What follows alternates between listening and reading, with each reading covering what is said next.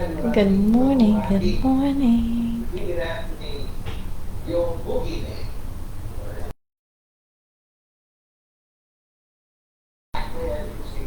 Hello, ladies and gentlemen.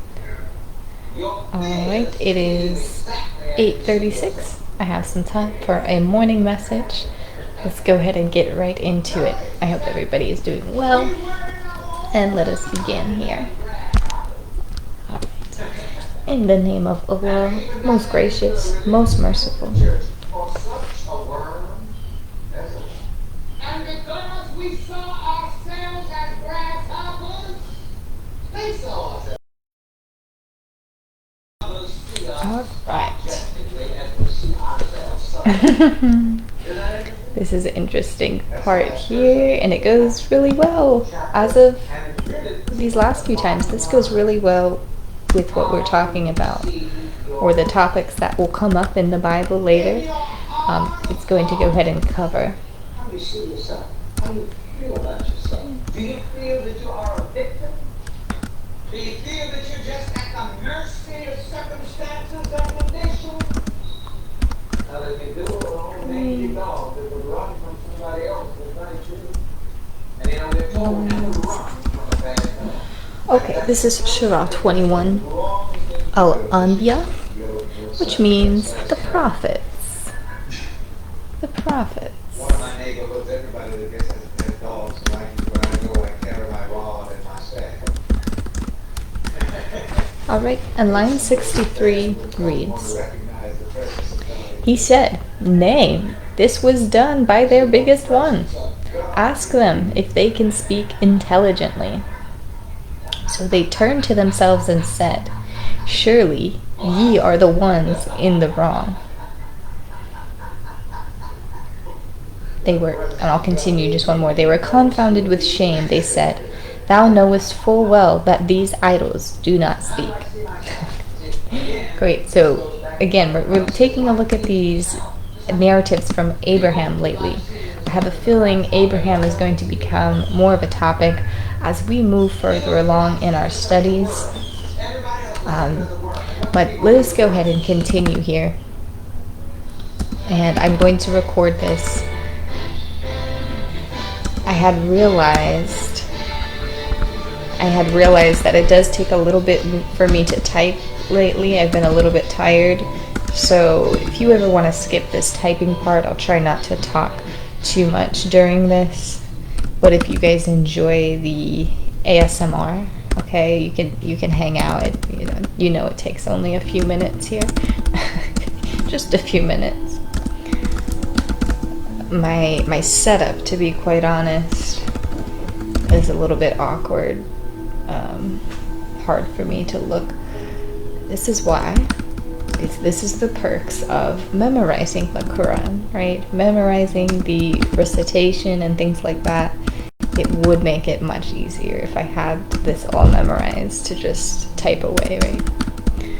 But again, too, as I'm typing, my thoughts are running, right? And I'm trying to create, or God is helping me create, what are the best and most accurate words to go ahead and state in the situation that we're in, and with what we're reading also in the biblical texts.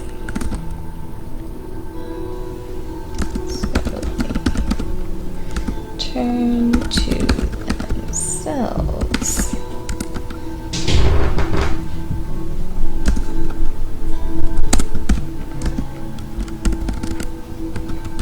and said,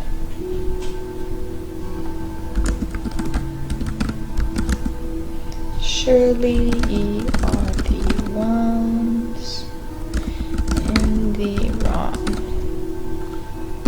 Great. Alright. So, we're kind of playing this little game here where we try to pinpoint the narrative, as a lot of our verses have been falling right in the midst of a narrative. But I will help you out here. This is when, very early on in Abraham's life journey, he goes to his father, right? He actually disobeys and he harms, I'm going to say he harms his father, but he harms his father's spirituality or his faith. He goes to his father's temple, and Abraham destroys all of his father's idols, Okay, he destroys them, he smashes them. And then they ask him, right? They said, bring. They're asking, everybody's asking, right? Because this is kind of a community temple. Who did this? Who did this? And somebody says, Abraham. I think Abraham is the one that did this. And they said, art thou the one that did this with our gods, O Abraham? He said, nay, this was done by their biggest one. Ask them if they can speak intelligently. So this is great and a little bit hilarious, because he's saying, like, the biggest God that you worship, right?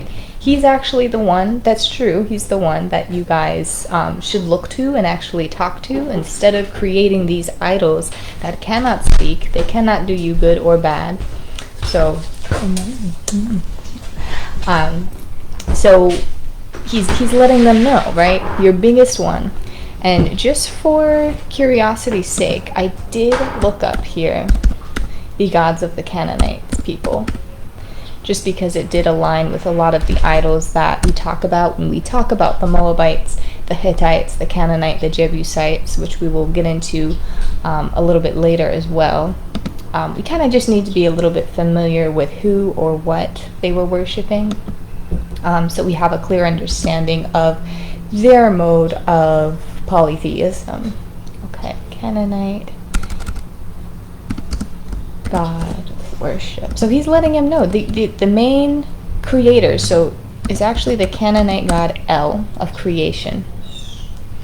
And that is the creator, right? That is the creator we look to. That is our God, the God of earth, the God of the world, the God of Israel. That is the main guy. So Abraham is clearly saying here in this Quranic verse, he's saying it was actually the biggest one, you know, the one that you worship as the creator. That's the one who destroyed these idols. I did not. It was not me, okay? So the people turned to themselves and said, you know, they actually admitted and came to a very quick realization, you know, we are the ones in the wrong. You know, maybe he's right. Maybe this young guy has some sense to him. And this is a really good example of, like, the younger generation really coming up and correcting the wrongs of the older generation. And I let me just take a minute for a second, because there was a few things I wanted to say. It does go really well with what we're talking about next, because we will be talking about the errors of polytheism and why it was not so quality. So I'll go ahead and touch on it just a bit here. So the gods of the Canaanites, or when people practiced polytheism, this was everywhere in the Middle East, but it really did come from Egypt, okay, and how they had their different deities and things like that, because it just made sense to them for them to go ahead and assign energies to different people, because us as humans, different people were entities, right? Us as humans, it's hard for us to grasp the concept of one person or one entity, I shouldn't say person, but one entity having control or domain and authority over all things. I think it's very hard for us to grasp. And that's also not to be naive on the sense that there are other spiritual energies that we come into contact with besides just our God. That is a true thing as well. As you know, okay, we have the angels, right? We know that they can come to us in human form. We have angels that are more in their metaphysical form. And then we also have jinns, or spirits. They're not inherently bad, but a lot of parallels are drawn to the word jinn in Islam, to like demons or something like that in Christianity and Catholicism. So you can kind of put those two together, but not inherently bad and not inherently good. Some are worse than others, okay, that's for sure. But we can think of that too as spirit realm.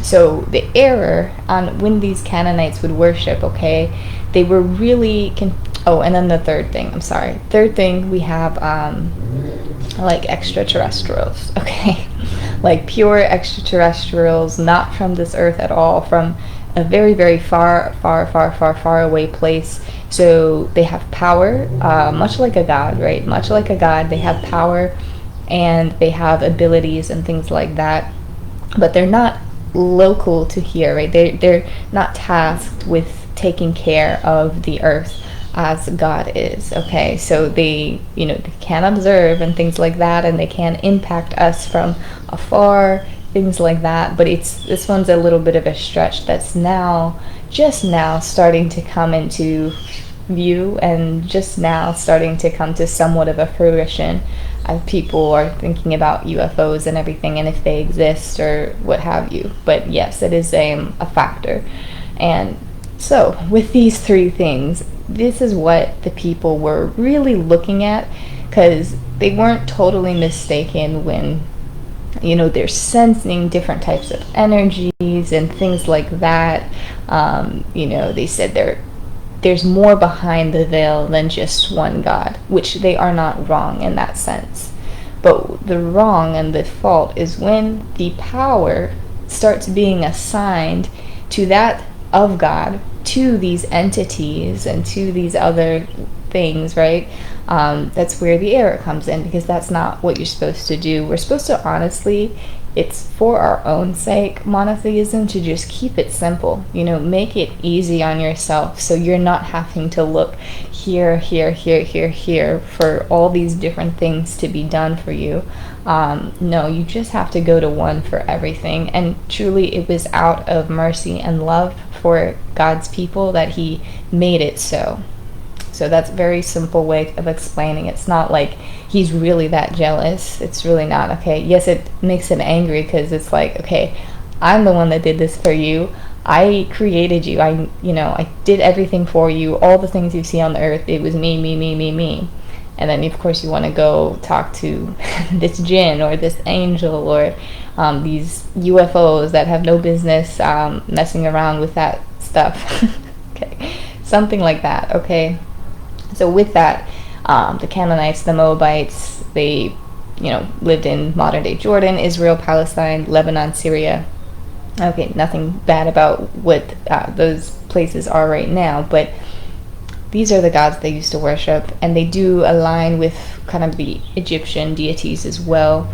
Okay, same energies, such and such. El was the chief god. And Abraham says here, El is your biggest one, and he's the one that you should worship. And this makes sense, because we also have Elohim written in the Bible, untranslated. That means God, or gods really, but it means God. Okay, and then we have the Asherah, which we're very familiar with, because people would do the Asherah poles. And that was El's consort, a mother goddess, and Asherah was associated with fertility and eroticism. Her sacred animal was a lion. And it's interesting when you look at it. It's similar to our Roman and Greek gods and things like that. Baal, okay, the storm god, owner of fertile lands. Baal was associated with the holy mountain called Zaphon. He was portrayed as a young man with his hand raised in a gesture of victory. Okay, and then we have Anat, the goddess of hunting and warfare. Anat was often depicted as a beautiful young girl and was commonly referred to as the Virgin. She was also a fertility goddess. Okay, Yam, god of the sea. He was depicted as tyrannical, angry, violent, harsh. He was the brother of Mot, the god of death. Mot was the god of death. Okay, so here they are. I'm sure there's different ones as well. People had their household ones and things like that. But this is just something to give you a better idea of what polytheism is, and not to sway you any one way or another. But I will tell you the facts, and I will tell you the truth. It is a little bit naive to think that, these people were lying, right? They were lying, and, they're making this up, and, none of this is rooted in truth. It's just a bit naive, because these caricatures, these idols, right? These caricatures come up again and again at different places of time, and when we talk about Greek and Rome and all of that stuff, it makes sense. Okay, they come up and they reappear, even all the way back to ancient Egypt. Okay, they appear, but again, it's just not who we need as simple people, right, as truly simple people, we don't need to be messing around with groups of jinns. We don't need to be messing around with extraterrestrials or praying to extraterrestrials. We don't need to be messing around with our groups of angels or certain fallen angels even, okay? So, yeah, we just, again, just keep things simply. We are not naive to the fact that other entities exist besides God, but to make it easy on yourselves, we only need to pay attention and focus and ask of one. All right, and he does have the power and the ability and the exponential love for us that will help us out more than any of these other groups or entities could. All right, so just keeping it simple. All right, and this is, it's very common in human nature to go ahead and look elsewhere. You want something for this, you want something for this, but the more that you can narrow down just a little bit, not necessarily your mind, but your way of being, just your way of being every day, your stress will decrease, your anxiety will decrease, your depression will decrease. You notice how I'm counting again with the 3 fingers, but it's very true. When you're not having to look at all these different places, even if they're not idols, right? They could be, like I had mentioned, modes of entertainment, food, whatever, sports, right? So we don't have to look in all these places. We can just look in one place and be satisfied and be happy and be joyous every day. It's very important. Helps for just a very clean and easy and love-filled life. I promise you that. So, boom, that's it. I've been wanting to get this off my chest because honestly, I myself have been confused. And I will admit, I have no idea, I almost was thinking in my head, like, why is this a problem? Like I was trying to, like I didn't want to be dumb to the fact that, they're worshiping these entities for a reason, right? They have these idols for a reason, and people keep going back to them, and it makes sense to people. But this is really a clear message to answer to confusion. A clear message to answer to confusion. This is the answer to the confusion. Just keep it simple for yourself. Okay, and really, truly, as the Quran mentions, there is no one worthy of worship. There's no deity. Says there's no deity worthy of worship besides Allah. Okay, just to make it easy for you. Clear answer to confusion. Yeah, because really they'll just make you confused at the end of the day, because these entities, right, they're not as cohesive as we'd like them to be. In terms of, yes, Allah has control over everything. He oversees everything. But when it comes to you consulting or, asking the universe, right? Sometimes you get a mixed bag. Again, it does not do you good or bad. It just can kind of like muddle things together. It's fine. It's all fine. Everything is all good. But just, heed this advice. I'm not even trying to like glorify this or glamorize it and make it seem like it's something that's kind of okay, because it's truly not. As we've read in the Old Testament, how many times that brought and led to failure. And again, with the Quran is very clear on this as well, okay? Abraham was our guy. Abraham was the first guy that was like, you know what, Dad, I'm sorry, I love you, I respect you, but this is wrong, okay? We only need to worship the biggest one. Like, he was so, even at a young age, so animate and so, such a proponent of getting rid of polytheism, and he really did create Islam in a sense. Like, Abraham was the one who, Islam. His ways were much more Islamic than they were Jewish, than they were Christian, okay? He's like fully about submitting to the one, okay? So, boom, I'm gonna leave you with that. Don't even make me go into the Trinity right now, because we have done that a lot. It should be clear to you by now, but of course, things come up again, and I have to reiterate things, and that's okay, because I am still refining and developing my thoughts as well as time goes on. All right, I will go ahead and leave you with this. This was a little longer, and I'll be on with you later about Ezra. We're going over the last part today. God bless you guys. Thanks for listening. Bye-bye.